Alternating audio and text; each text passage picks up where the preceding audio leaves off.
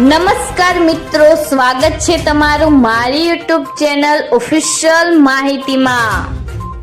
ગુજરાતમાં ચોમાસાનું આગમન થતાં જ કડાકા ભડાકા સાથે વરસાદ તૂટી પડશે, ત્યારે ઉત્તર ગુજરાત સહિત કયા વિસ્તારમાં વરસાદનો સૌથી મોટો ખતરો રહેલો છે, આના વિશેની સંપૂર્ણ માહિતી મેળવવા માટે આ વિડિયોને અંત સુધી જરૂર નિહાળજો અને હજુ સુધી મારી ચેનલને સબસ્ક્રાઇબ ના કરી હોય તો સબસ્ક્રાઇબ કરી લેજો।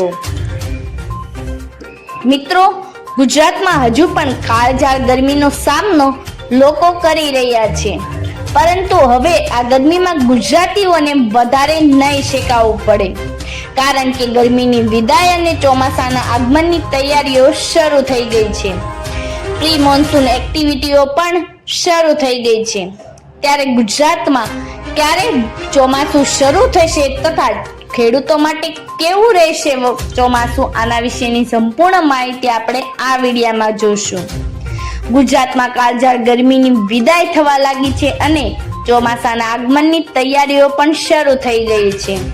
હવામાન વિભાગે આગાહી કરી છે કે ખાસ કરીને 5 દિવસ હળવોથી મધ્યમ વરસાદ ગુજરાતમાં વરસી શકે છે। રાજ્યમાં ગરમીની વિદાય પણ થવા લાગી છે અને પ્રી મોન્સૂન એક્ટિવિટીઓ શરૂ થઈ ગઈ છે। મિત્રો, ગુજરાતમાં અનેક જગ્યાએ વરસાદની આગાહી કરવામાં આવી છે, જેમાં ખાસ કરીને મિત્રો ગુજરાતમાં જ્યાં વરસાદની આગાહી કરાઈ છે તેમાં મધ્ય ગુજરાતમાં દાહોદ, આણંદ, પંચમહાલ, વડોદરા અને છોટાઉદેપુરમાં મધ્યમ વરસાદ રહી શકે છે, તો દક્ષિણ ગુજરાતમાં વલસાડ, નવસારી અને ડાંગમાં પણ મધ્યમ વરસાદ પડી શકે છે।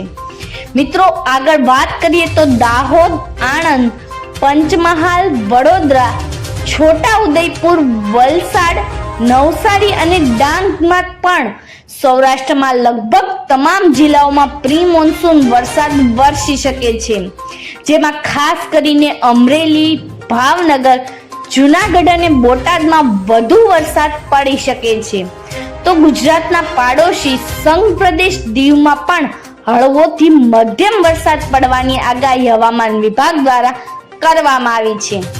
મિત્રો, સાથે જ અમરેલી, ભાવનગર, જૂનાગઢ અને બોટાદમાં વરસાદની આ જે આગાહી કરવામાં આવી છે તે પ્રી મોન્સૂન વરસાદની છે।